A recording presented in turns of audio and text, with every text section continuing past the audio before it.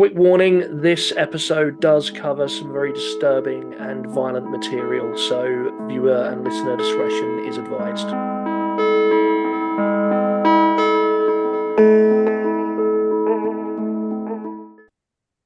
Hello and welcome to Weird Wessex, the podcast hosted by two weirdos from Wessex.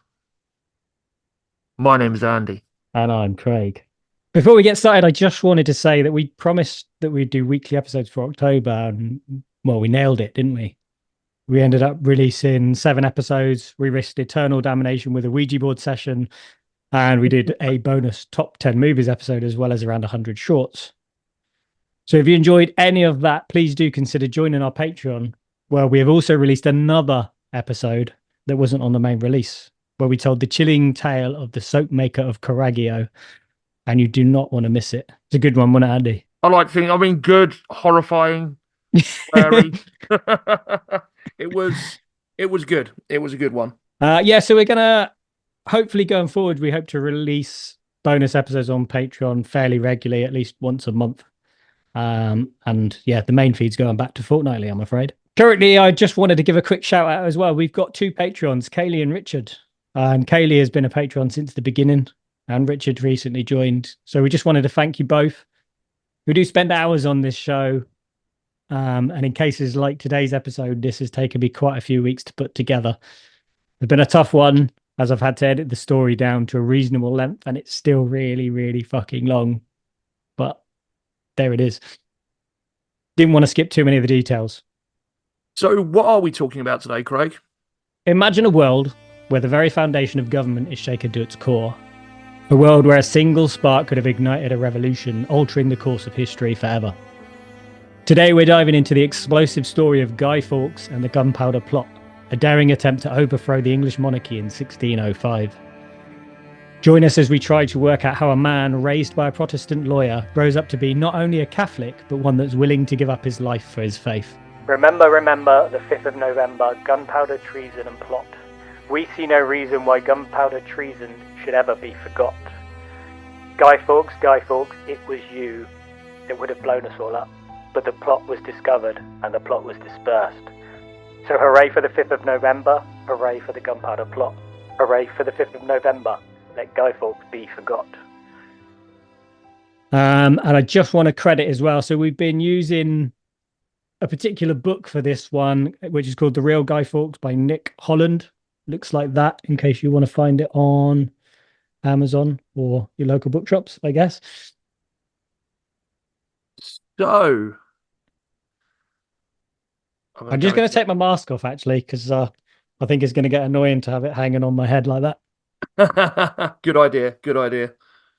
So we can't really talk about the Gunpowder Plot without at least giving a brief overview of the Reformation. This is a period of religious reform in the 16th century that shook Europe to its core. It started with Martin Luther, a German monk who was fed up with the Catholic Church's corruption. I've heard of him. Wasn't he mad about indulgences? Exactly. Indulgences were basically get out of jail free cards for your sins. The Catholic Church was selling them to raise money, a lot of money, and Luther thought the whole thing was a scam. And people bought into it? Oh yeah. Back then, people were pretty desperate to avoid eternal damnation, it turns out. Luther's ideas spread like wildfire, and soon there were all sorts of new Protestant denominations popping up, such as Lutheranism, Calvinism, I always mispronounce that one, and Anglicanism. And that's how we got to the Church of England, right? Exactly. King Henry VIII, who was initially a devout Catholic, broke with the Church in 1534, establishing the Church of England as a separate entity, but let's be honest, his real reason had more to do with desire for a divorce, or a big part of it anyway.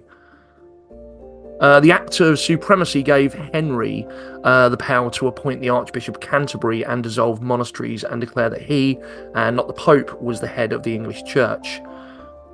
This whole part of history is way more complicated and long than we've got time for in this episode, but it is important to know what was happening in order for us to understand why the Gunpowder Plot happened in the first place.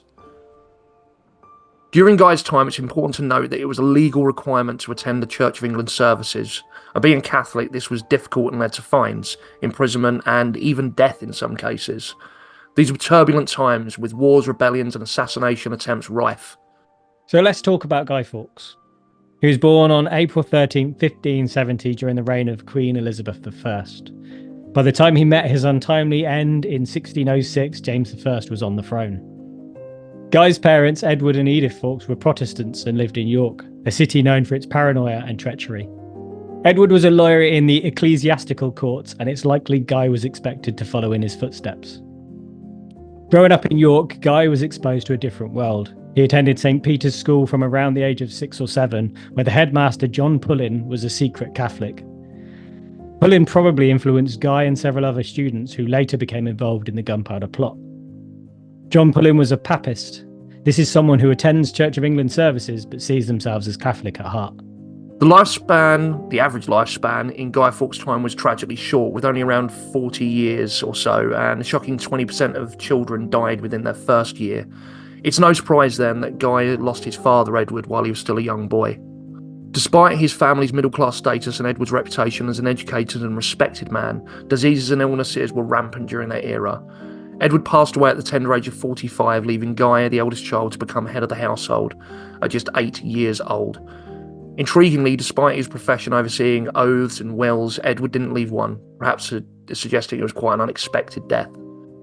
With his father gone, Guy turned to his old school friends for guidance and support. Among them were Jack and Kit Wright, whose uncle had been executed for being a seminary priest in 1586. According to Guy's own tortured confessions in the Tower of London, it was the wrongful imprisonment and death sentence of Margaret Clitheroe that ultimately led to his conversion to Catholicism. Strap in, Andy, this is where it gets dodgy. Here we go. Margaret was a devout Catholic who lived and worked on the shambles in York. Married to a butcher, she secretly harboured Catholics in her home and educated children in the faith. When her activities were discovered, she refused to renounce her beliefs or betray others, resulting in a horrific sentence. On March 26, 1586, she was subjected to a public execution that was so gruesome that even the guards were unable to bring themselves to carry it out, so 4 beggars were paid to come in. One of the sheriffs even collapsed to his knees in tears in the doorway. Margaret was placed on a sharp stone, and a heavy door was placed on top of her. Stones were placed on top of the door, slowly crushing Margaret to death under 800 pounds of stone. A wave of horror swept through the crowd. The sounds of her cries for mercy, the sight of her contorted body, and the sheer brutality of the torture were etched into the minds of all who witnessed it. The torture lasted around 15 minutes as she cried, "Jesu, Jesu, Jesu, have mercy on me." The motive behind Margaret's horrific sentence were likely to deter others from following the Catholic faith. However, the opposite effect occurred. The citizens of York, even non-Catholics, were outraged by the cruelty of her punishment. Queen Elizabeth herself condemned the action, expressing her horror at the treatment of a fellow woman. The course of Guy's life was forever changed by this tragic event.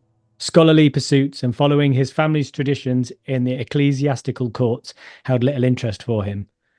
Instead, his newfound Catholic faith and a burning desire to fight for justice became his driving force. After Guy's mother remarried and moved to Scott, a village known for its strong Catholic presence, he and his siblings followed suit.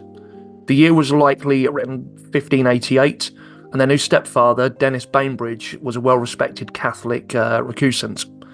I don't know why, but you say Bainbridge, I just want to grab my mustache and give it a little. Yeah, Bainbridge. Isn't that Mighty Boosh? Oh, wait, yeah. I think you're right. It was during these years that Guy finally received his inheritance, and as Guy's Catholic faith posed a significant risk to his inheritance, as the government often seized the lands of those who refused to conform to the Protestant faith. To safeguard his family's financial security, he wisely sold off some of his land and rented out others. During this time, there is speculation that Guy may have married and had a son. However, the evidence is scarce, and if it's true, it's likely that both the child and the mother tragically passed away, perhaps during childbirth, as was quite common in the time. In 1572, Guy began working as a footman at Cowdray House, a notable Catholic stronghold. While ordinary people faced persecution for their faith, households belonging to the nobility, like Lord Montague's, offered a degree of protection. At Cowdray House, Guy enjoyed unprecedented freedom to practice his Catholicism. Many prominent Catholics and Jesuit priests visited the house during his time there, including young individuals who shared his frustration with the current religious climate. For reasons that remain unclear, Guy was dismissed from his position after only 4 months of service. However, his job was reinstated shortly after Montague's unexpected death. Guy left Couldry House in 1593 and embarked on a journey to Flanders with his friend and distant cousin Richard Colling. While Richard sought to further his spiritual education, Guy yearned for the thrill of battle and the opportunity to fight for his faith. Joining the Holy Roman Empire under the name Guido, Guy endured the harsh realities of life as a soldier. Winters were brutal, with soldiers often surviving on meagre rations of dry acorns. Despite the hardships, Guy's courage and skill earned him respect among his comrades, leading to his promotion through the ranks. His participation in sieges like Calais in 1596 exposed him to the devastating power of gunpowder, a knowledge that would later prove crucial in the Gunpowder Plot. The changing nature of warfare with the increasing use of gunpowder and explosives provided Guy with a valuable experience and expertise. His time in the Spanish army undoubtedly shaped his worldview, honed his military skills, and instilled in him a deep understanding of the destructive potential of weapons. In April 1603, James I ascended to the throne, uniting England and Scotland and establishing peace with Spain. While initially more tolerant of the Catholic community, King James's policies eventually reverted to the persecutory measures of his predecessors. This renewed oppression of Catholics served as a catalyst for the events that would unfold in November of 1605. In early 1603, as James prepared to ascend to the English throne, Guy was dispatched from Flanders to the Spanish court on a clandestine mission known as the Spanish treason. His task was to persuade the King of Spain, Philip III, to support an invasion of England. At the time, rumours circulated that James I would adopt a more tolerant stance towards Catholics, allowing them to practice their faith freely without fear of persecution. These rumours were fuelled by conversations between Thomas Percy, a key figure in the Gunpowder Plot, and James prior to Elizabeth I's death. While some Catholics were hopeful, others remained sceptical. One such believer was Father Henry Garnet, a superior of the Jesuit priests. Despite living in hiding, Garnet wrote to James expressing his desire for Catholics to be loyal and obedient subjects. Unfortunately, his efforts were in vain, and he was executed in May 1606. Guy, now, as we said, known as Guido, arrived at the Spanish court with a sense of urgency. Other envoys, including his school friend Kit Wright, had previously been sent on similar missions, so why was Guy chosen for this crucial task? Guy was more than just a soldier. He was an intelligent and resourceful individual, fluent in French and Spanish. During his time in Flanders, he actively sought out intelligence and information, acquiring two crucial documents: a petition on behalf of English Catholics that had been presented to James I, and a letter that he wrote himself detailing the dire consequences faced by English Catholics if no action was taken. The letter, a scathing and anti-Scottish diatribe, revealed Guy's disillusionment with James I. While many Catholics still held on to the hope of religious tolerance under the new king, Guy saw through James I's facade. According to Guy, James openly expressed his desire to drive out all of the Papist sect from England, even going so far as to refer to the Pope as the Antichrist. Unfortunately, Guy and his fellow envoys arrived in Spain at an inopportune time. Unlike his father, King Philip III was more inclined towards peace and had already sent a representative to England to negotiate a settlement. In Rome, Pope Clement VIII decreed that English Catholics should seek a peaceful resolution to their grievances. The term grievances kind of seems quite inadequate to me. They're describing persecution, imprisonment, and death faced by Catholics in England. It's very stiff upper lip, isn't it? We have grievances, sort of just seen some poor woman pressed to death under stones. Yeah. I genuinely like reading through the book, and I got to this and I just started to get angry. I just let's just blow up Parliament, Andy. Let's just do it. And that is what's going to get our podcast cancelled and us arrested. I guess, I don't know, maybe James was a bit frustrated trying to find that Sawney Bean fellow up in Scotland at the time. Oof. Tied it all together. That's it. Who later went on to become the Beast of Jevedun. Callbacks. Indeed. So while Guy and Kit Wright enjoyed a degree of freedom within their immediate surroundings, they were essentially prisoners. Their movements were closely monitored and their communications were intercepted. The Spanish authorities were wary of their potential to incite unrest or reveal sensitive information. As the season changed from summer to winter, Guy's frustration grew. Trapped in Spain without a passport of any kind, he longed for action. In March 1604, with peace talks between England and Spain progressing, Guy and Kit Wright were finally granted passports and allowed to leave. During their 8 months in Spain, significant developments had occurred.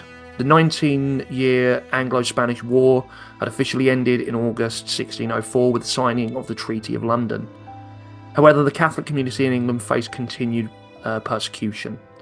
Two separate plots, known as the By-Plot and the Main Plot, had been foiled in an attempt to overthrow James I. These plots, believed to be orchestrated by the same masterminds, further fueled James's hatred of Catholics. With the restoration of peace in England in Spain, James was free to pursue his goal of eradicating the Catholic faith from England. Kit returned to England while Guy remained in Flanders, eager to play a role in the fight against religious oppression, but they would soon be reunited. Personally, I must admit that I knew very little of this story before delving into it. While I understand the extreme measures that they took, I can emphasize with their desperation, like their lives were in constant danger simply for adhering to their beliefs. I guess it's a concept that we're kind of free these days to do whatever. Yeah, well, we are obviously all over the world. People aren't, I guess, but but that's what I mean. In the West, in our sheltered lives, you kind of forget. But I just find it intriguing that Guy in particular has become such a well-known figure associated with villainy and remembered by burning effigies of him. But I suppose, as the saying goes, history is often written by the victors. So, indeed, it's I'll give more on my thoughts about that later, I guess. On May the 20th of 1604, a clandestine mass was held in the back room of the Duck and Drake pub, just off the Strand in London. Presiding over the service was Father John Gerard, a Jesuit priest who had been evading capture for 6 years, having previously escaped from the Tower of London. 5 men knelt in silent reverence: Robert Catesby, Thomas Winter, Jack Wright, Thomas Percy, and Guy Fawkes. Why, hello. These men were about to embark on an extraordinary and perilous endeavour, a plot to overthrow the ruling establishment of England, including the king, lords, and bishops. The mastermind behind the audacious plan was Robert Catesby, who had been harbouring these ideas for years. Frustrated with the persecution of Catholics and the decline of his family's fortunes, Catesby sought a radical solution. His years of sheltering Jesuit priests had solidified his resolve. Catesby knew that change would require a bold and decisive action, and so he assembled a small group of trusted friends to join his cause. The first to pledge his support was Thomas Percy, a close friend who had helped Catesby financially after the failed Essex Rebellion. Like Catesby, Percy was deeply disillusioned with King James. He'd been one of those who believed the king would be more tolerant towards Catholics, only to be met with disappointment. This betrayal fueled Percy's anger and determination to take action. One day in June 1603, Catesby discussed his plans with Percy, who initially vowed to kill the king himself. However, Catesby dissuaded him, suggesting a more impactful and strategic approach, saying, No, Tom, thou shalt not venture to small purpose, and if thou wilt be a traitor, thou wilt be to some great advantage.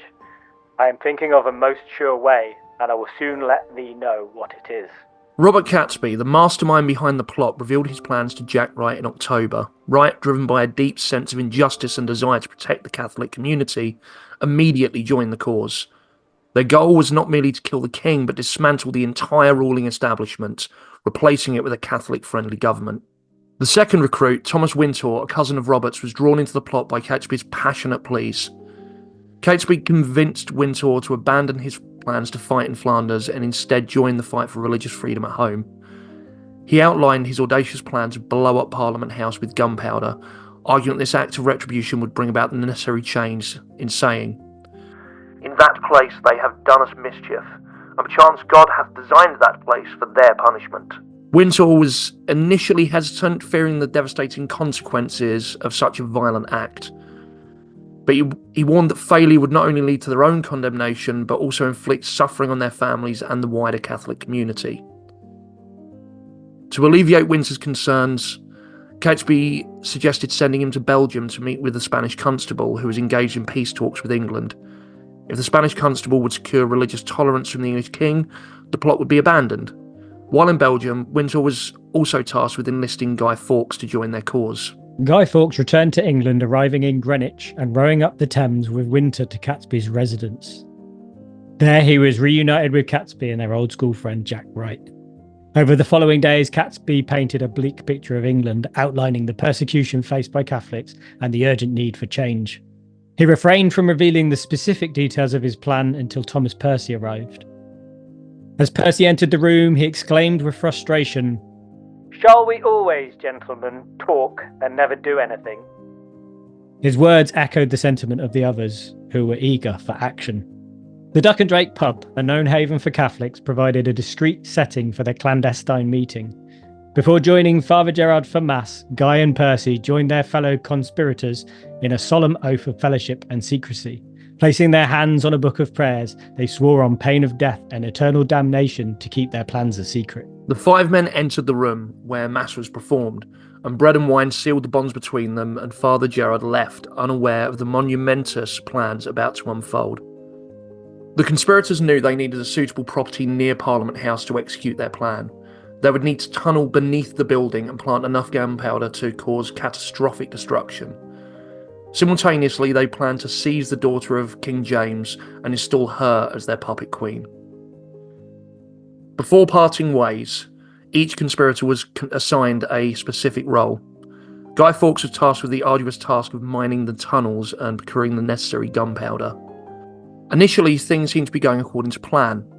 The Earl of Northumberland was in charge of the King's Gentlemen Pensioners, established in 1509 by Henry VIII and now known as His Majesty's Bodyguard of the Honourable Court of Gentlemen at Arms. It's a bodyguard to the King or Queen. So the Earl of Northumberland appointed to position his friend Thomas Percy, and this is a decision that would later come close to costing the Earl his life.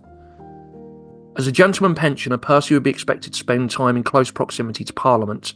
This provided the conspirators with the perfect cover to lease a house near Parliament House without raising suspicion. Guy was eager to begin constructing the tunnel beneath Parliament House, but King James I's decision to commandeer the building for meetings between Scottish and English councillors temporarily halted their plans. This setback was particularly frustrating for Guy, who not only yearned for action, but also harboured deep resentment towards the Scottish. Later, during his imprisonment and torture, he would famously declare his intention to blow the Scottish beggars back to their native mountains. Oof! I know, man. Apologies to all my Scottish friends. We're quoting. With the tunnel project delayed, the conspirators dispersed to their homes. Guy sought refuge with Thomas Percy, taking on the guise of a servant named John Johnson to avoid detection. In October, as the initial talks on the Scottish-English Union concluded, the plotters reunited in London to resume their preparations. They began gathering the necessary materials, including timber for the tunnel and a substantial amount of gunpowder. Initially, these supplies were stored at Catesby's house on the opposite side of the Thames. By the time of their capture, they had amassed an impressive stockpile of gunpowder, enough to destroy Parliament House 25 times over. Blimey. A sixth man, Robert Keyes, joined the plot to oversee their supplies while the others were away, and on December 6th, they received the welcome news that the house would be returned to Percy, signalling that the time for action was approaching. The construction of the tunnel was a gruelling task, particularly for Catesby, who was unaccustomed to manual labour. To avoid suspicion, they worked diligently at night, carefully disposing the excavated material in small quantities into the Thames. Guy, with his expertise in mining, guided the group and kept a watchful eye for any signs of danger. By Christmas Eve in 1604, they had managed to break through the outer wall of Parliament House. The King's decision to postpone the opening of Parliament from February the 7th to October the 3rd, due to the threat of the plague, provided a temporary reprieve for the conspirators, giving them more time to complete their preparations. However, it also increased the risk of discovery. Exhausted from their arduous work, the men were sent home for Christmas to rest and recuperate and recover. During this time, Guy Fawkes was presented with a unique opportunity to assassinate King James I at a prominent wedding, that of Sir Philip Herbert, Earl of Montgomery, and Susan de Vere, a niece of Robert Cecil, the Earl of Salisbury, and King James, was there to give the bride away. Standing beside the king with his sword at his side, Guy had the means to carry out the deed. However, for reasons that remain unclear, he chose not to act. When questioned about a decision, Guy claimed that he had attended the wedding with no evil intent. I also suppose perhaps he wanted to maybe not die doing it. I know he was very much prepared to die for his beliefs, but, he had a plot underway that might not involve him dying, so... Yeah, and I guess the plot involves killing more than just the king, right? The king will just get replaced. Taking down the entire government. It's done them all to hell, It needs to be a bit more involved. That's it, because I'm guessing it would just be another, sort of parliament-appointed king ending up taking over. So I don't know who. There's a few contenders, but you can guarantee that it's going to be someone equally or even maybe more so unfriendly to Catholics if he'd been killed in the name of Catholicism. Yeah, it kind of flip-flops, doesn't it, over the years when you look at the situation between Catholicism and Protestant. It just kind of, even within the same royal families, someone will take over and be like, no, we're Catholics now. Yeah, basically. I mean, as happened with his successors. On February the 2nd, Candlemas, the conspirators reunited to discuss their next steps. Percy, as a gentleman pensioner, would have access to the palace and could seize the young Duke Charles, later to be Charles I, under the guise of protection. Lady Elizabeth would also be taken by force from her protector, Lord Harrington, if necessary. The group returned to the tunnel, their progress hindered by the thick stone wall. They shifted their focus to moving the gunpowder, transporting it at night via the river. This dangerous task would free up Robert Keyes to assist with the tunnelling efforts, which had become increasingly challenging due to the proximity of the Thames, meaning that the tunnel would periodically flood and require emptying with barrels.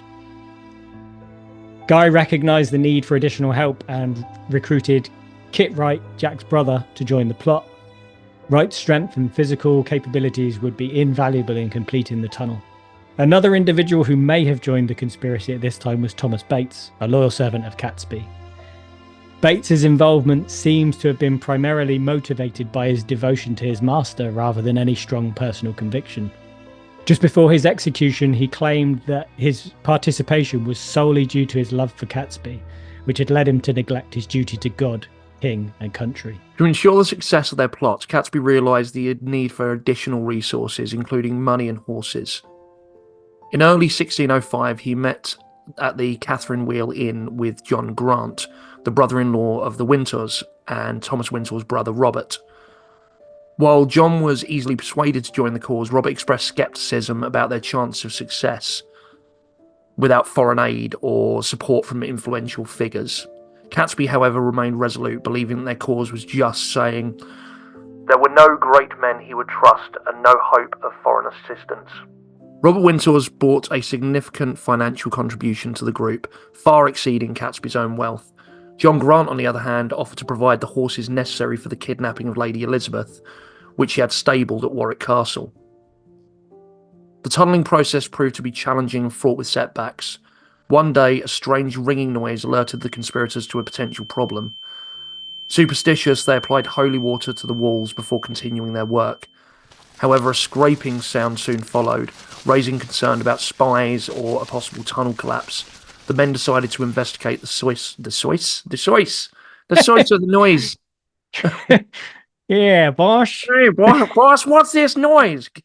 What's the source of this noise?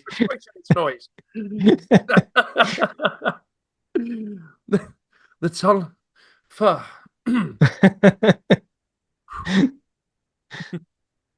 Yeah, see? We would have gotten away with it if it wasn't for you pesky kids. You pesky Protestants. It turned out that above the tunnel was a cellar. Not really a cellar in a conventional sense, but it was a room underneath part of Parliament. The discovery of the cellar above the tunnel presented an unexpected opportunity for the group. The cellar, owned by Ellen Bright, a widow of a coal merchant, was being cleared out and offered a convenient hiding place for the gunpowder. Guy, in his guise of John Johnson, arranged for Thomas Percy to purchase the cellar, eliminating the need to continue digging through the 10-foot thick wall. The group moved the gunpowder into the cellar, concealing it with wooden planks and furniture to avoid suspicion. For added measure, they also stored a year's supply of wine and cider, and with the preparations complete, all that remained was to wait for their appointed day. Guy returned to Flanders to secure additional support for the aftermath of the explosion. He sought expert advice on fortifications from William Stanley and Hugh Owen of the English regiment there, hoping to persuade them to join the cause and provide more supplies. However, William was hesitant and may have even been considering abandoning his cause and seeking a pardon and a return to England. During Guy's absence, Catesby had added 2 more members to the group, Ambrose Rookwood and Sir Everard Digby. Their financial resources and connections would be an invaluable asset to the cause. However, the addition of a 13th member, Francis Tresham, caused tension within the group. Tresham was an old friend and cousin of Catesby's, but his involvement was met with scepticism and concern by some of the other plotters. Ambrose Rookwood, a renowned horse breeder, was an ideal recruit. Under Catesby's instruction, he rented Clapton Hall, a property near Stratford-upon-Avon, and stabled a string of horses there. The conspirators' expenses were mounting as they acquired multiple properties and even a ship for Guy's escape. Sir Everard Digby, a wealthy supporter, generously contributed funds to the cause. He also rented Cofton Court in Warwickshire and planned to gather Catholic gentry for a hunting party on the day of the explosion. As a well-known organiser of hunts, his involvement would not arouse suspicion. Parliament was once more postponed, this time to November 5th due to plague fears. Guy grew increasingly concerned about the damp conditions in the cellar where the gunpowder was stored. He inspected the stockpile and realised that the moisture was compromising its reliability. To ensure the plot's success, he decided to replenish the gunpowder supply. Catesby's cousin Francis Tresham, a wealthy man with a history of Catholic activism, joined the group and swore an oath of secrecy. Catesby trusted Tresham implicitly, having previously served time in prison for his involvement in the Essex Rebellion. However, Tresham's true intentions remain uncertain, and there were concerns about his reliability. On October the 26th, Baron Monteagle was dining with his wife Elizabeth, the sister of Francis Tresham. As Lord Monteagle's servant, Thomas Ward, was taking a walk outside, a tall stranger approached him and handed him a sealed letter addressed to his master. The letter contained a chilling warning, urging Monteagle to avoid attending the upcoming Parliament session. The anonymous writer claimed that a terrible blow was imminent and advised that Monteagle should retreat to his country estate for his safety. The warning concluded with a reminder that heeding the advice would pose no harm and could potentially save his life.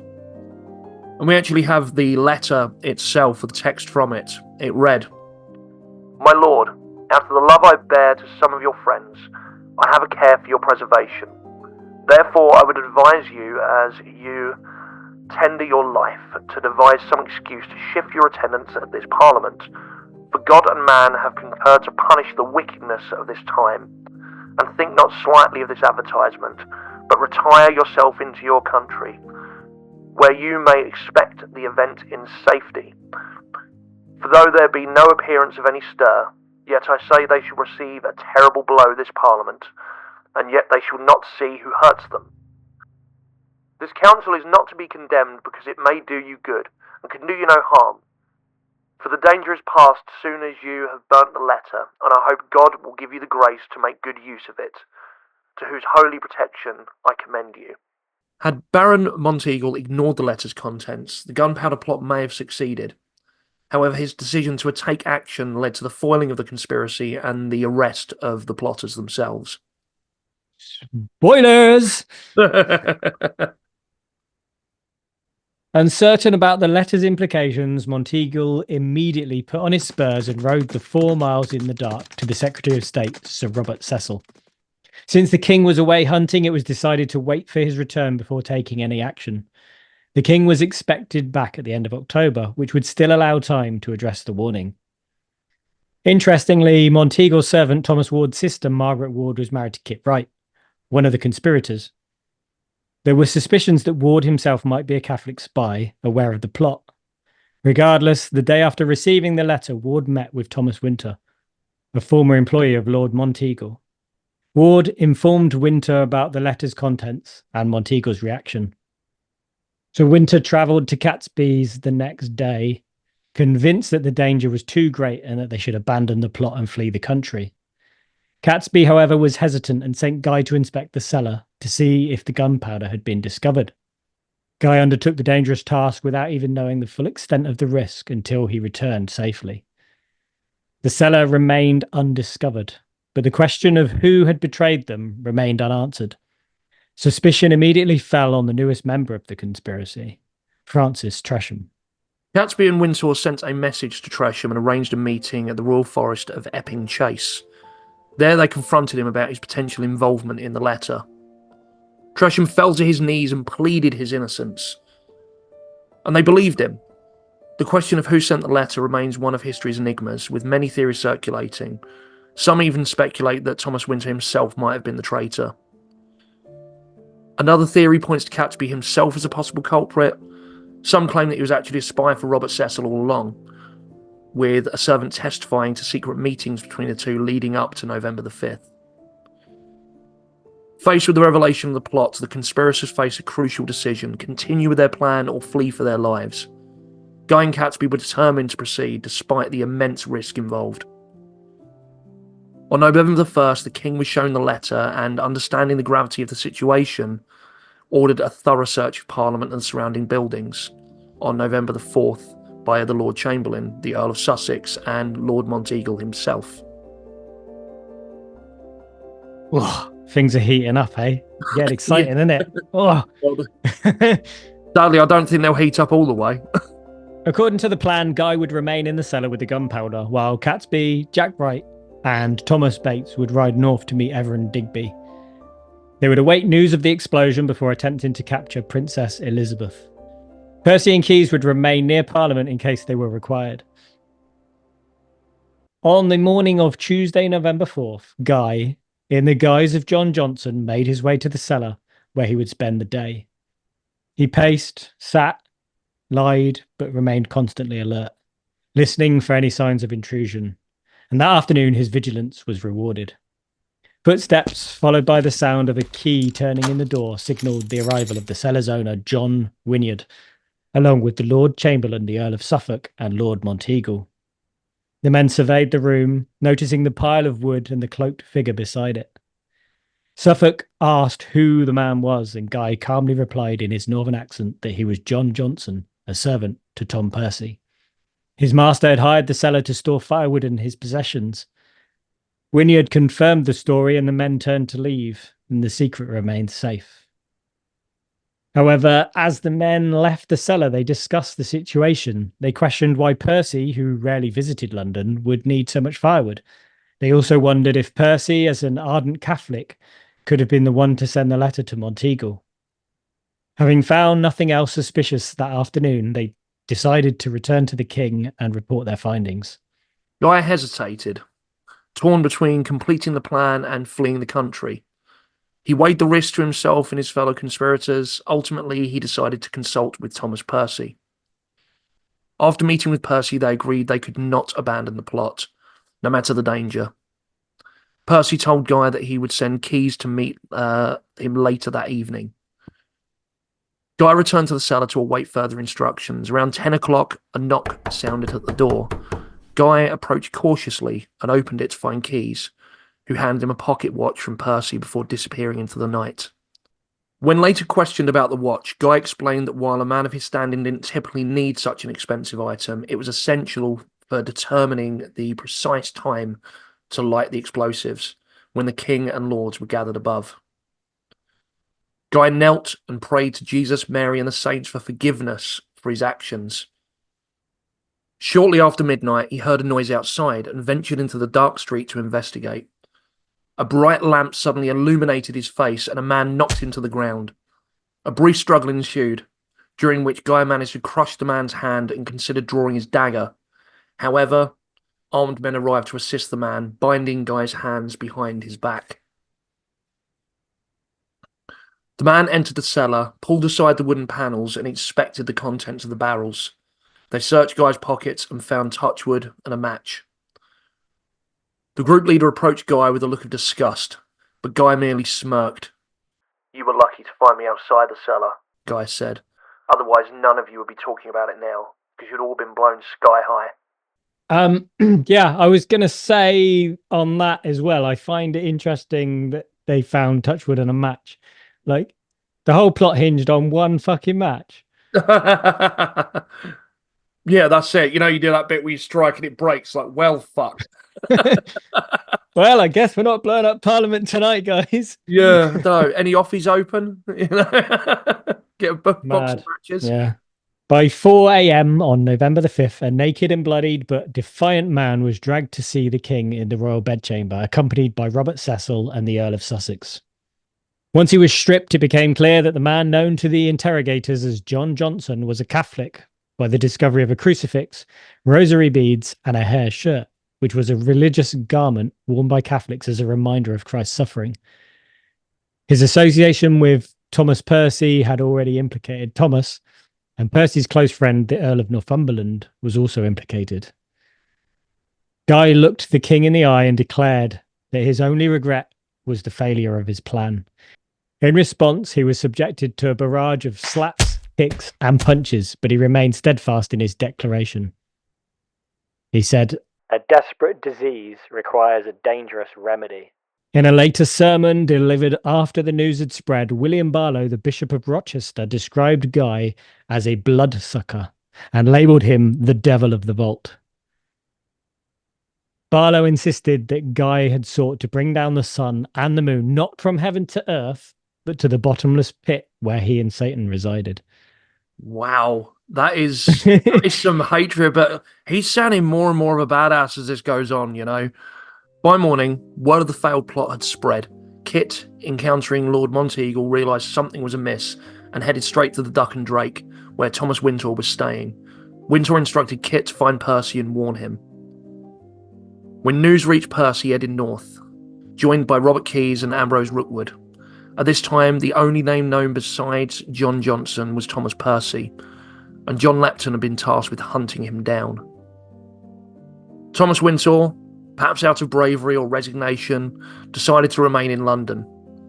He headed to Parliament, where he was stopped by two guards wielding pikes. "There is treason discovered in which the king and his lord shall have been blown up," they declared. Wintour had heard enough and immediately headed north to join the others. Meanwhile, Guy had been transferred to the Tower of London for interrogation.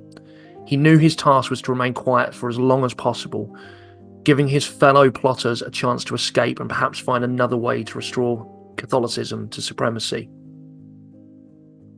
Across the capital, others were celebrating and lighting bonfires, a tradition that continues to this day. On November 6th, after further questioning, the king authorised the use of torture, stating, "If he will not otherwise confess, the milder tortures are to be first used on him, and then by steps proceeding to the worst."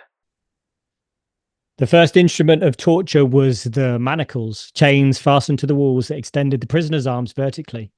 In Guy's case, it's believed that he was suspended by his thumbs for hours at an end. Fuck! I mean, we are going to see how much of a hard ass he was at this point. Yeah.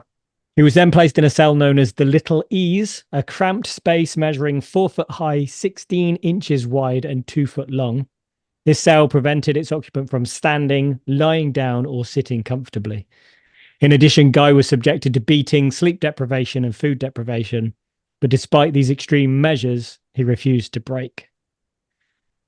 I'll probably mention as well, Guy was quite tall, I believe, as well. So being in that sort of small cell was even worse.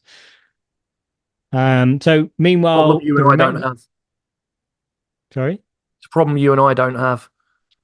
Speak for yourself. 6 foot tall, me. Don't tell the listeners. They don't know. When you've got a very, very big hat on.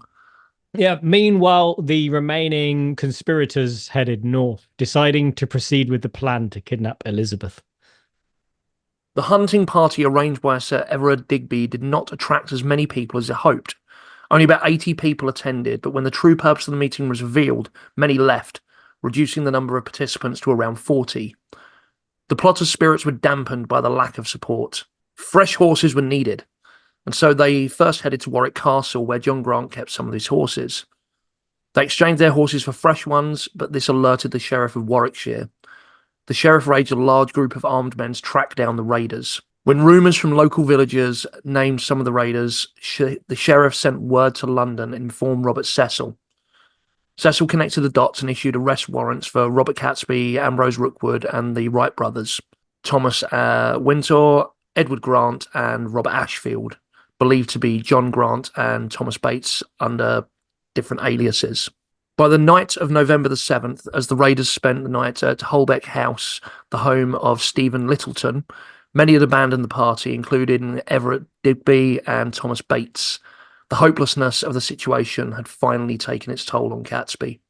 In a bizarre twist of fate, the gunpowder that the group was carrying became damp. They decided to dry it out by the... By the way, I'm just going to quickly say, this is fucking insane, what's about to happen. All right. No, you couldn't write this, but this is apparently what happened to the plotters. In a bizarre twist of fate, the gunpowder the group was carrying became damp. They decided to dry it out by the fire, maybe as well because they would have had Guy before, and Guy was the expert, and he's not with them, right? So maybe they're not... they don't know enough about gunpowder. You know that scene in Two Towers where Grima Wormtongue's like leaning in with his torch, and Saruman like stops him before he gets to the gunpowder? You know, there's no one to do that for them. Yeah, I think that is the thing. I think Guy's often, I don't know, seen as almost like a foot soldier, but I think he just had the most knowledge about gunpowder, which is clear from this next bit, right? So, in a bizarre twist of fate, the gunpowder the group was carrying became damp. They decided to dry it out by the fire, but one of the party members accidentally tripped while carrying hot coals. It's almost hard not to laugh. This is slightly comedic. Right. The resulting explosion destroyed much of the room, severely injured several men, including John Grant, whose face was disfigured and he was left blind. Catesby and Rookwood were also badly injured. Robert Winter and Stephen Littleton fled. Winter had been away trying to gather more men and returned and asked the others what they intended to do. They replied, to die on the spot. Winter agreed, saying, I will take such part as you do. So they prayed together until around 11 p.m. when shots outside alerted them to the presence of the sheriff. Thomas Winter was the first to exit and was immediately shot in the shoulder by a musket ball, rendering his right arm useless. Jack Wright was the next to leave and was fatally wounded. His younger brother Kit was also shot. Ambrose Rookwood was wounded, and Catesby cried out to the injured Winter, stand by me, Mr. Tom, and we will die together. So shoulder to shoulder, Catesby, Winter, and Percy stood their ground. Catesby clenched his gold crucifix in his hand and shouted to the sheriff's men that he was the leader of the plot. He declared that it was not God's will for them to succeed, but that he would not be taken alive and would defend himself to the death. Shots rang out from behind a tree, striking Percy and Catesby. And in a final act, Catesby dragged himself back into the house, took down a picture of the Virgin Mary and kissed it, and then died. It's a wonder why they didn't just decide to like crush Parliament instead with the weight of their combined massive balls. You know, it's damn. I know. It's like we said, I don't know whether it was in the episode or not, but we mentioned about there haven't been like many films and stuff made of this, and you wonder why. Like you're, you know, edge of your seat shit right here. I want to know what happens next. Do they succeed? I know, right? Oh, we're kind of rooting for him, you know. Thomas Wintour tried to fight with one arm, but suffered a pike wound and sword cuts. He was eventually captured. So Everett Digby and Bates were found hiding in the nearby woods. Francis Tresham, who had conspicuously remained in London, was arrested on November the 11th. Robert Wintour and Stephen Littleton spent 2 months in hiding before being arrested on January the 9th, 1606.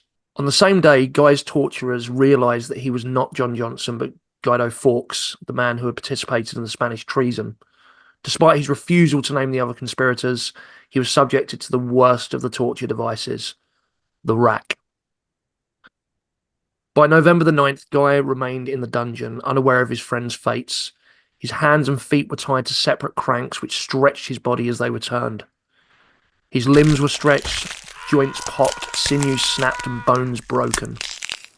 Under such extreme torture, he began to reveal the names of the other conspirators: Catesby, the Wright brothers, Wintour, Keyes, and Tresham. Despite having captured or killed the other plotters, Cecil continued to torture Guy, presumably hoping to extract more information. One name of particular interest was Sir Walter Raleigh. Raleigh was never completely cleared of suspicion regarding his involvement in the Gunpowder Plot, even during the 1618 trial that led to his execution for treason.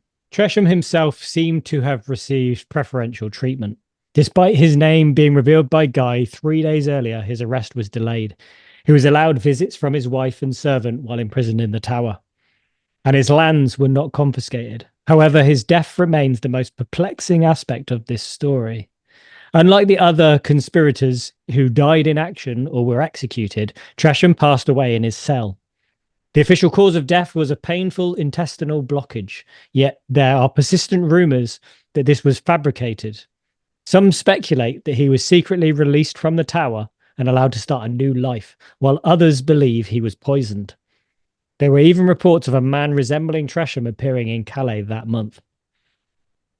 I think a lot of these stories you always get that there was a survivor who was, you get a lot of that from like the Monmouth Rebellion and like going back further right to like all the rumours that Edward II survived, So Yeah, but then in this case, we know someone sent that letter earlier. yeah, this is true. This is true. So someone was doing something they shouldn't. I still think it was Tresham who sent the letter, so Well, he's the one that dies in mysterious circumstances. The rest of them, exactly. well, no spoilers. We'll get to that. Well, indeed. Guy's trial took place on January the 27th, 1606. He was joined by Thomas, Robert, and John Wintour. Robert Keyes, John Grant, Sir Everard Digby, and Thomas Bates. The trial was largely a formality, as everyone knew the outcome would be a guilty verdict. Queen Anne and Prince Henry were present in the courtroom. Sir Edward Phillips, a lawyer and future Master of the Rolls, was the first to address the court. He described the plot as an act of horror, such horror and monstrous nature that the tongue of man had never before delivered, nor the malice or hellish or earthly devils ever practised. In addition to indicting the accused men, Phillips blamed the Jesuit movement for the plot and named Father Garnet, Gerard, and Tessimond as key figures. This theme was continued by the next prosecutor, Attorney General Sir Edward Coke. Coke lamented the fact that the priests involved in the plot were not yet on trial, angrily stating, "I've never known a treason without a Roman Catholic priest. In this case, there are many Jesuits who are known to have been involved in the plot. The principal offenders are the seducing Jesuits, men who use the reverence of religion, even the most sacred and blessed name of Jesus, as a cloak to cover their impiety, blasphemy, treason, rebellion, and wickedness." After the men's confessions, the accused were asked if they accepted the charges against them. And Guy, defiant to the end, responded, "We have never dealt with the Jesuits in this business, nor did they ever persuade or urge us to undertake it. This claim is as false as it is true that we alone began and ended the business. Therefore, I reject the indictment entirely, as it falsely alleges our meetings with Jesuits and their alleged advice and consent. We never heard of such meetings, and I deny them here and now." Guy's words were in vain, but he had spoken his mind and remained defiant before those who held his life in their hands. All that remained was for Coke to pronounce the horrific and inevitable sentence. "To be drawn to the place of execution from his prison as being not worthy any more to tread upon the face of the earth whereof he was made. Also for that he hath been retrograde to nature, therefore is to be drawn backward at a horsetail. He must be drawn with his head declining downward, and lying so near the ground as may be, being thought unfit to take the benefit of the common air. For which cause also shall he be strangled, being hanged up by the neck between heaven and earth as deemed unworthy of both, or either, as likewise, that the eyes of men may behold, and their hearts condemn them. Then he is to be cut down alive, and to have his privy parts cut off and burned before his face, as being unworthy begotten, and unfit to leave any generation after him. His bowels and inlaid parts taken out and burned, who inwardly had conceived and harboured in his heart such horrible treason, after to have his head cut off, which had imagined the mischief. And lastly, his body to be quartered, and the quarters set up in some high and eminent place, to the view and Fuck's sake. Detestation. Thank you. of men, and to become a prey for the fowls of the air. Oh, I was doing so well. I use detestation all the time in casual language. So Of course you do. everyday speak.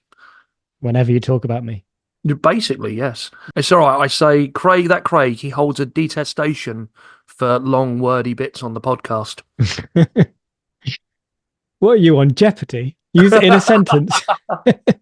I do that. I now and then I try and just shoehorn words in. I'm like, I'm going to use the word fruition at least 10 times today. But just You must be a pleasure to work with. Those kids must love you. It makes you sound smarter if they don't understand the word, but you use it confidently. I'll get away with a quick cut. I'm going to go from after this in. Yeah, maybe. After to have his head cut off, which had imagined the mischief.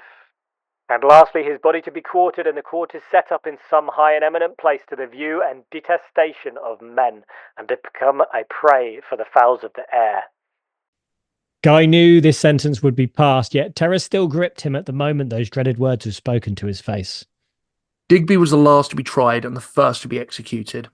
He was dragged from the tower to the courtyard of St. Paul's Cathedral at first light on January the 30th, 1606. After making his final prayers, Digby was led to the scaffold. It was customary for the prisoner to be hanged until half unconscious and nearly dead before being cut down, thus alleviating the suffering to come.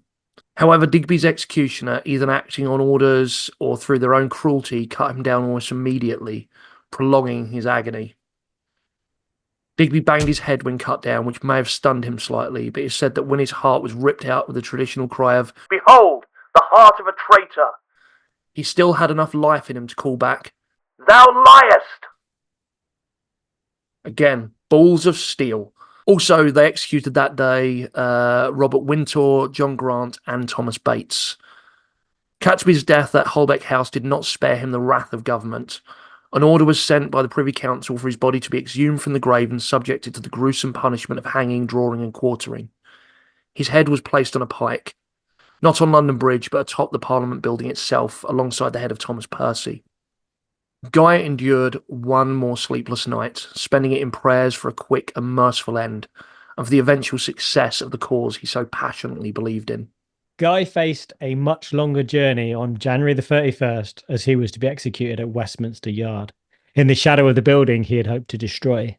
A huge crowd had gathered throughout the day that had already seen Thomas Winter, Robert Keyes, and Ambrose Rookwood hanged, drawn, and quartered, to the cheers of most of the crowd. However, there were also silent supporters of the Catholic cause, including priests saying prayers for the dying and dead. Being dragged on a wooden bracket behind a horse for 2 miles exasperated the injuries Guy had sustained on the rack, leaving him barely capable of standing when he reached the scaffold. This was the man the crowd had come to see, the devil himself, the gunpowder monster, Guy Fawkes. It was fitting that the man who would have lit the fuse that would have changed history forever, the first of the conspirators to be arrested, was the last to be executed. His weakness was such that he needed help to climb the scaffold, yet he insisted on reaching the top rung. There, he said one final prayer, thinking of his mother and father, his sisters, and others he loved and would never see again. The supports were removed, and within seconds there was a cracking noise. Guy's body had been unable to support his own weight. His neck had broken, and he died instantly. His last prayer had been answered. Guy had escaped the torture and humiliation of being hanged, drawn, and quartered. Nevertheless, his body was quartered after death, and his head was stuck on a spike on London Bridge for all to see. Guy Fawkes, the man who had tried to kill the king and his government, became a spectacle of scorn and hatred. Interestingly, until 1959, it was actually legal not to celebrate Bonfire Night in Britain. During World War I and World War II, public gatherings and displays, including fireworks and bonfires, were prohibited under the Defence of the Realm Act of 1914. This was implemented to protect people during the war by keeping the enemy unaware of their location. So during this time, people were still required to celebrate the event indoors. Leo Rinkler, a former headmaster of Guy Fawkes' school, has suggested it's time to forgive Guy's role in the Gunpowder Plot. He stated, "We like him as a former boy, but we don't regard him as a role model. It's time to move on and let the poor soul rest. You could argue that he's an icon of the complex and flawed nature of human beings." The school lights a bonfire every November the 5th, but they omit the effigy of Guy Fawkes. I just want to add as well, that is some straight up bullshit propaganda on the government's part up until then, you know? That is, that is real, like, going hard on it. That is, wow. That surprised me. Shouldn't do, maybe, but that surprised me. Yeah. So masks designed by David Lloyd for V for Vendetta, the graphic novel and later film, are based on previous effigies of Guy Fawkes used for burning on Guy Fawkes Night or Bonfire Night. But David once wrote, "Why don't we portray him, V, as a resurrected Guy Fawkes, complete with mask, cape and conical hat? He'd look really bizarre and give Guy Fawkes the image he's always deserved. We shouldn't burn him every November 5th, but celebrate his attempt to blow up Parliament." Yeah, I'll be honest, like before this, like I pretty much knew none of this story. I don't know about you. Not really, no. I mean, I knew bits of it. I knew about the stand at Holbeck House. I knew a couple of the other conspirators, but yeah, my knowledge on it was pretty vague. It's not really either of our eras, really, is it? It's weird though, because like I grew up, like my granddad would make a guy for the bonfire, like old shirts, stuff with newspaper, that kind of thing. Yeah. And like kids would sit outside the shop doing penny for the guy. Yeah, I was chatting to Becky about this, like, you know, you don't really get much of that anymore, and which I have mixed feelings about, which we'll go into in a bit, but it's, you know, it's kind of firmly been replaced by Halloween, really, which a lot of, you know, this is a lot of the older people saying, you know, that's kind of brought in from America and replaced Guy Fawkes. You know, and I happen to love Halloween, surprise, surprise. But yeah, you do, you know, even when I was growing up, you still got a lot of, and I went around a few times, doing penny for the guy. Yeah. I mean, so it's probably worth mentioning for those maybe unfamiliar with, because I don't know, I guess it's a very UK thing, or I don't know, English thing maybe. Yeah. Like penny for the guy involved children making effigies of Guy Fawkes and carrying them around the neighborhood, asking for pennies for the guy, so for donations. And they collect the money and then use it to buy fireworks for the bonfire. And then the effigies of Guy Fawkes were eventually burned on the bonfire itself. Yeah, it's a bit macabre, really, isn't it? It's a bit It's weird, right? And we still do it, but generally without burning the effigy. I certainly wouldn't do that now, having read the story properly. But I think as a child, I probably misunderstood like the significance of the tradition. We'd go around my grandparents' house, bonfire, like I say, making a guy, burning the guy, but we were never taught any of the real story, I don't think. And I think I probably misunderstood it as maybe celebrating Guy's attempt to blow up Parliament rather than the failure of the plot. I was the same, you know. I was like, it never really sort of clocks with me that, you know, it was supposed to be a celebration of the failed attack. I don't know, you know, it really kind of threw me. It was like, yeah, my sort of child brain couldn't really comprehend that we were blowing things up to commemorate the failure. It just didn't kind of check, really. Yeah. And I think maybe you don't ask so much as a kid. So like I might have misinterpreted what we were doing, but I never thought to say, why are we celebrating that someone tried to blow up Parliament? Yeah. I mean, is it in Lewis that in Sussex you have the massive bonfire night? They do a I don't huge one know. there. We should absolutely go and do that for the podcast next year. Next Um, week. Yeah, next let's do week. it. I think it's a bit late. Well, maybe. Um, it's. I think it's usually it is always held on the 5th, I think. But I think they burn an effigy of the Pope, or at least they did until recently, which is Ooh, damn, just going wow. like, going straight above Guy, I guess. Yeah, that's pretty dark still. Like, let's just stop burning effigies of anybody, right? It wasn't the Pope just in general, although it's kind of hard to tell really. It's the get up, but I think it was actually the Pope at the time, which was one of the Pauls. It's supposed to be an effigy of the Pope at the time of the plot. Yeah. But yeah, they do a huge thing. I think they've replaced it now. They just switch out effigies now. They don't think they do a Pope anymore. But I was just gonna say, so most of our episodes we normally discuss whether we're a believer or not, but it's a bit difficult with. I believe this happened. Yes, I don't know. I'm tired of being a skeptic, Craig. I think this actually happened. Do you know what? I'm gonna stick by you on this one. I think this is real. That's it. Call us out there, but call us crackpots. But I think this one's a real one. No, in all seriousness, I guess thoughts on it is we do, sort of you do kind of have that a little bit when you're growing up of thinking. I mean, he's always been a bit of a cool figure though, even when you think he's the baddie, he's the cool kind of baddie. Um, and I guess that, and I think V for Vendetta has probably gone some of the way to sort of part of the pump reigniting that, I sort of rewatched that as part of my research. I gotta be rewatched done. V for Vendetta.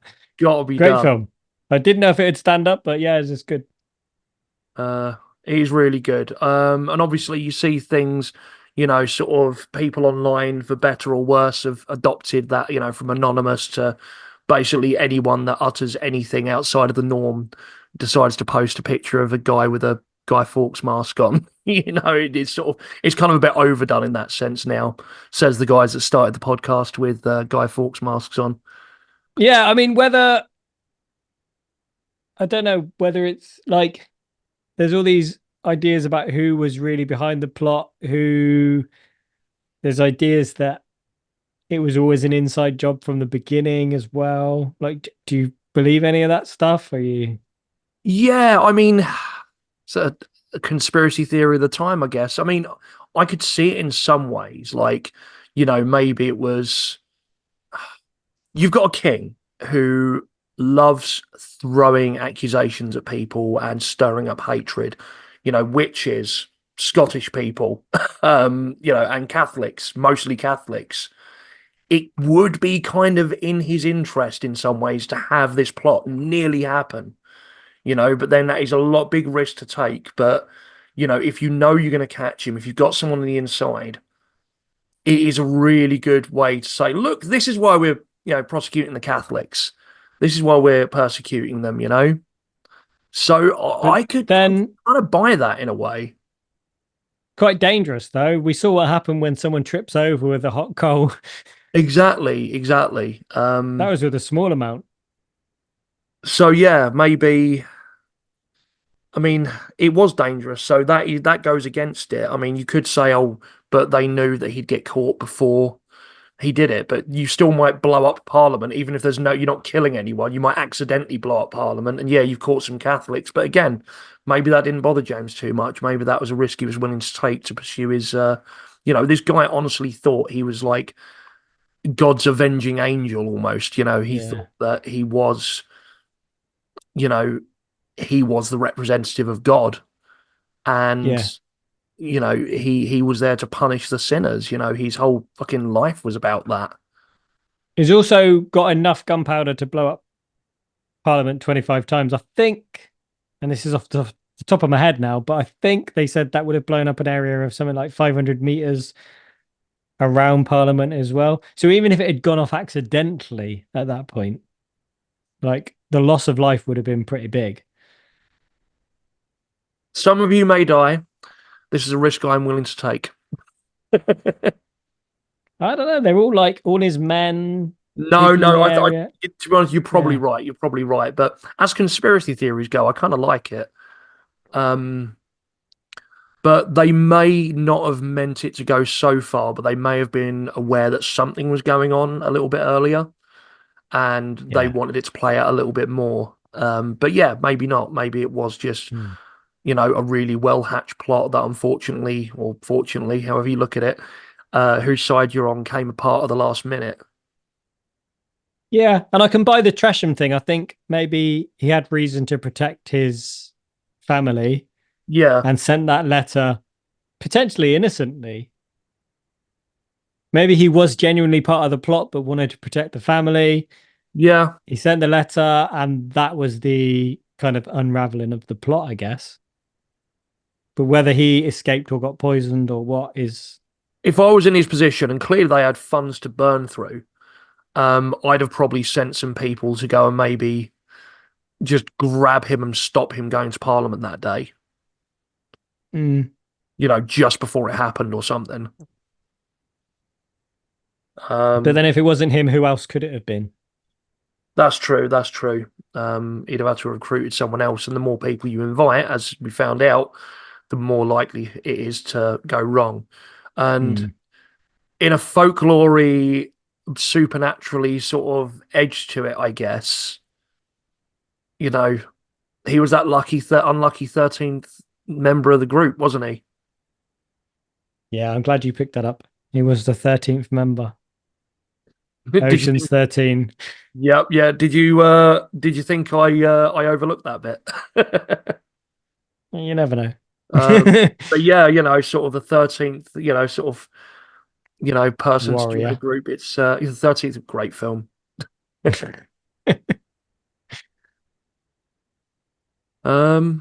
But yeah, I guess you can't help but feel some sympathy towards him, for what the Catholics at the time were going through, what was happening in the country, and just how passionate he believed it. And I am genuinely glad his neck went, when he was hanged, and he didn't have to go through all that. The others did, though.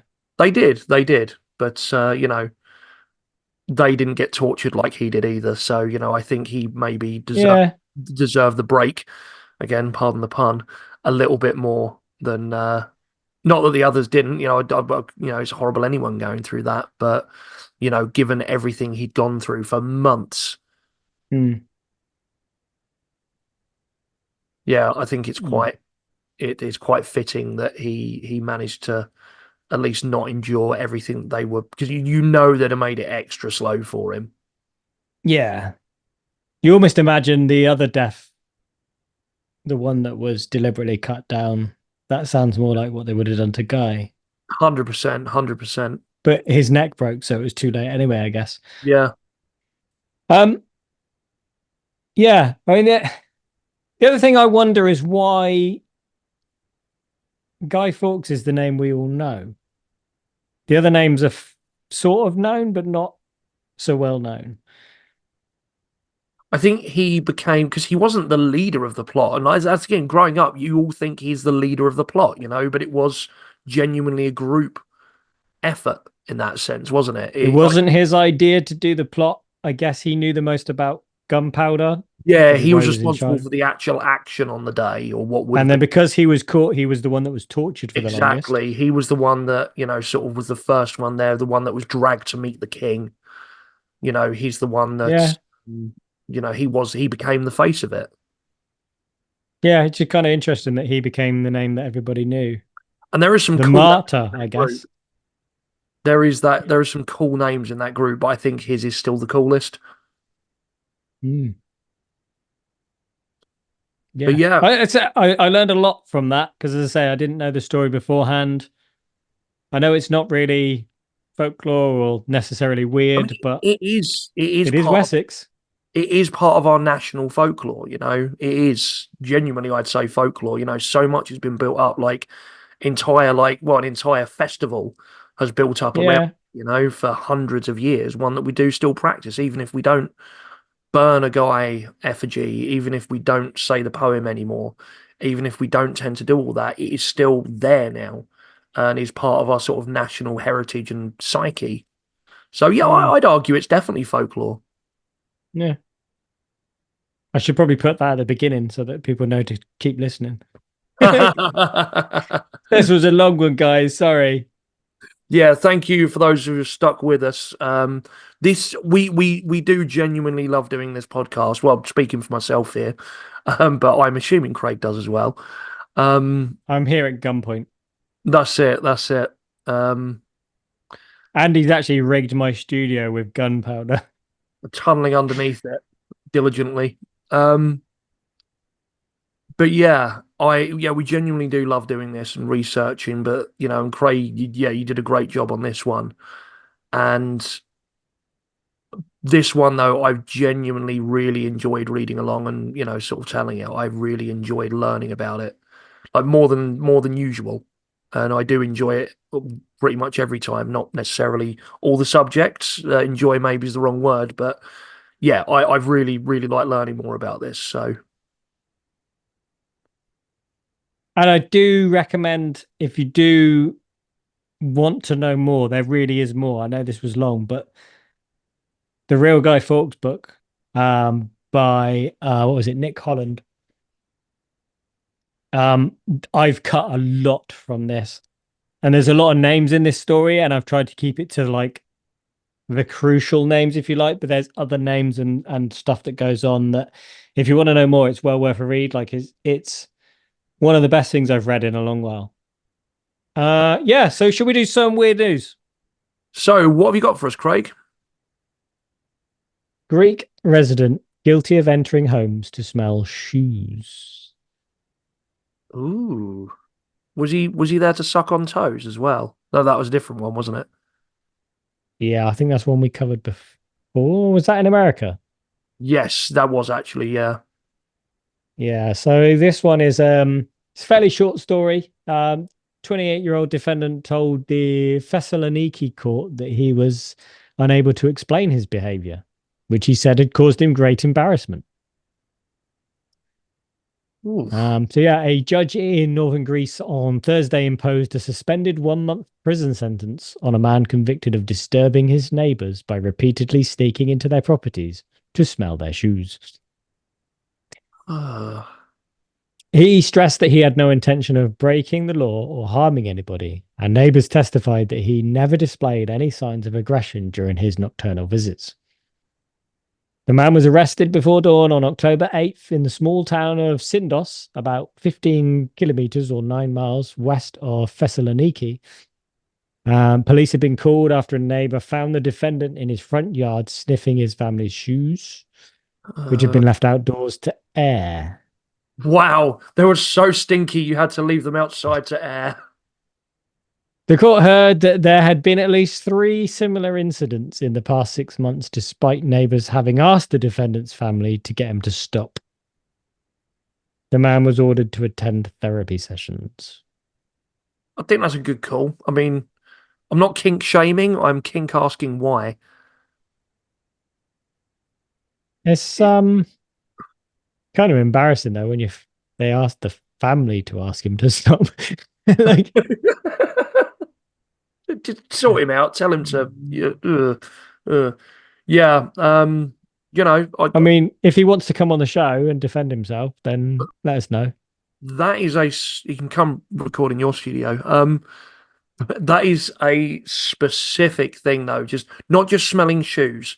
It's like breaking into houses to do it.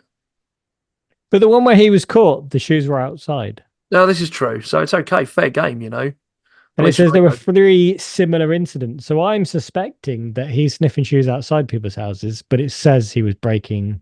Okay. Well, it depends if you count breaking in as crossing on someone's property without consent. Yeah. It's not. But I'm not sure. But from that article, it does say they were left outdoors, and he'd done at least 3 similar incidents. So I think it's like on people's porches or something, I guess. Yeah. I don't know. He needs to find an outlet for his kink, I guess, which is you can probably Yeah. buy old trainers online or go to a charity shop and buy old trainers. I don't know. I bet you can. I bet you can. I bet there are people that probably sell them for loads of money, to be honest. Listen, if you want to give me money, I'll send you my shoes. Extra stinky. Well, you can get actual shoes used on a podcast where we like traipsing around a haunted forest, and Craig's really nervous, so he sweats loads through his feet. Yes. And I often wear wellies for that, which is Oh, holds it all in, stews. yeah. I've got some on now. Just always wear them. You know, never know when you're gonna have to go traipsing outside. I guess I love wellies. they are cool. They are good Mm. things. They're good things to have. Anyway, we're getting off topic. Yes, we Go are. on, what have you got? So I'm going to give you a choice now. Do you want to go kind of Halloween themed and also kind of gross? Yep. Or do you want to go mystery? Nope. Halloween themed and gross. Always. All right. This is from New York Post, weird but true. Do we need to add a warning? Because there won't have been a warning on this episode. I mean, there should be, really, considering the amount of like death and stuff and like torture scenes. I guess. It's I like think- I don't know, historical death and torture scenes. We okay. go quite into it. I think anything with like popping bones and things like that and sinews snapping to an actual person. I don't know. I Right. don't know. Do we need an extra warning then? Okay, this is an extra warning. A secondary warning.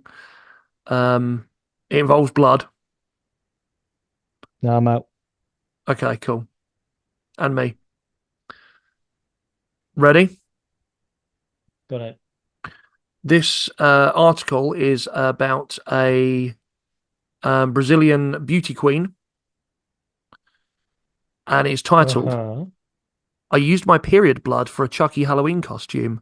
Haters were shocked, but it's more authentic.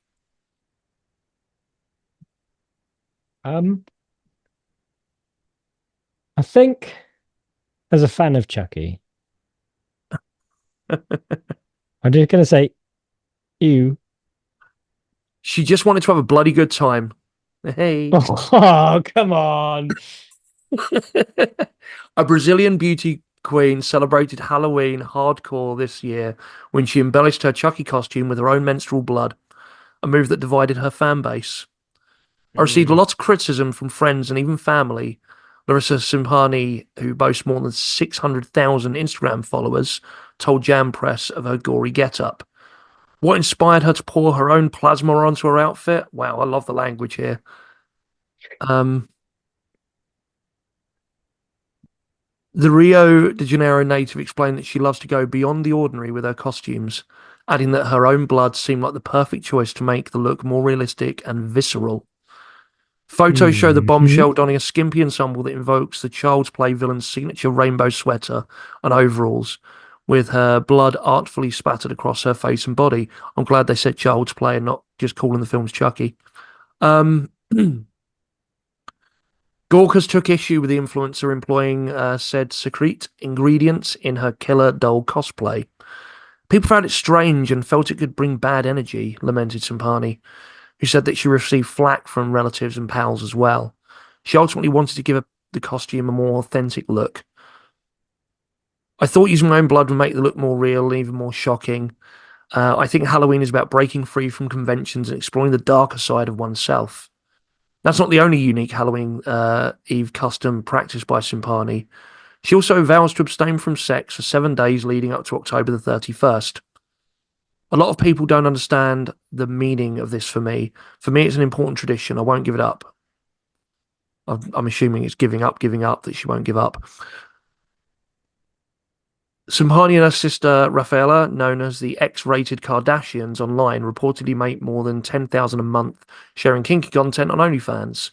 Larissa, meanwhile, is also reigning champion of Brazil's legendary Miss Bum Bum competition, which is essentially a booty beauty pageant. A booty beauty pageant.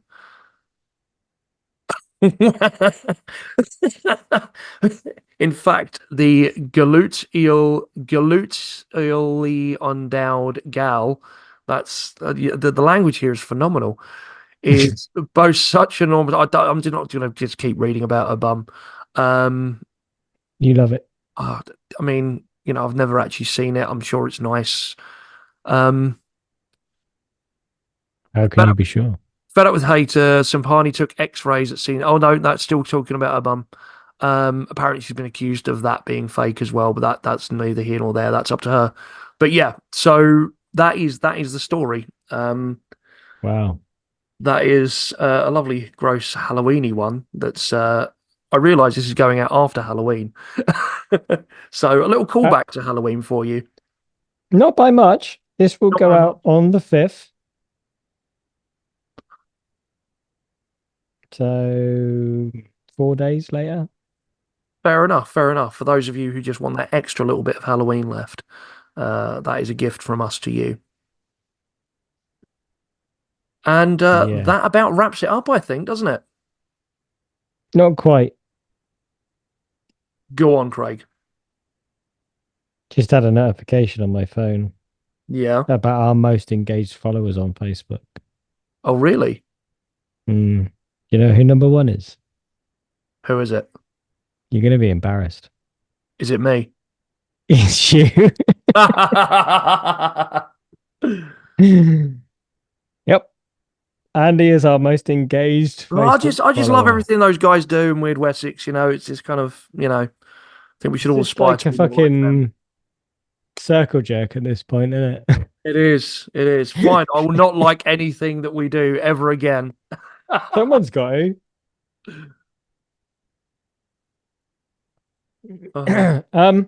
Or more appropriately, where the fuck are you, man? Why aren't you stepping up and liking more of our stuff?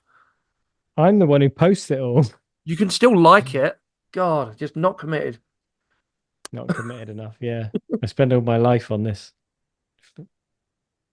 But what a life. Yes. Oh, in other news, if anyone's interested, there's another false widow I found today. Excellent.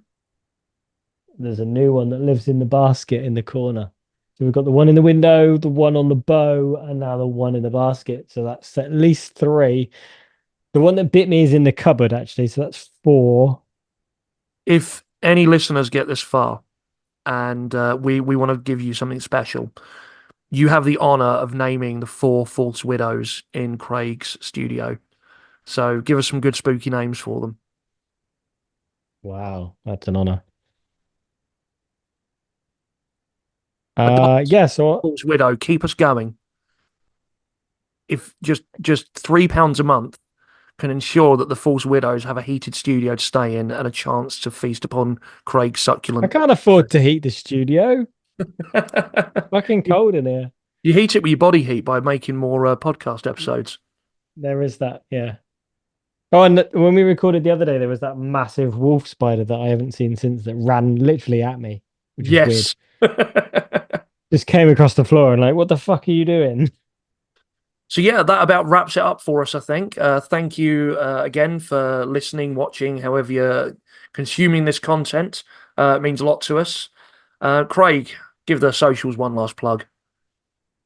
So you can follow us everywhere. We are at Weird WYD Wessex on Instagram, Facebook, TikTok, YouTube. You can listen to us as a podcast or watch the podcast on YouTube.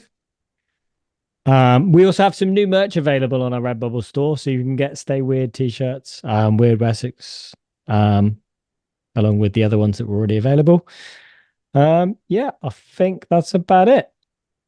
Well, yep, thank you again in honor of the misunderstood and ballsy as fuck Guy Fawkes. I'm going to don this one last time.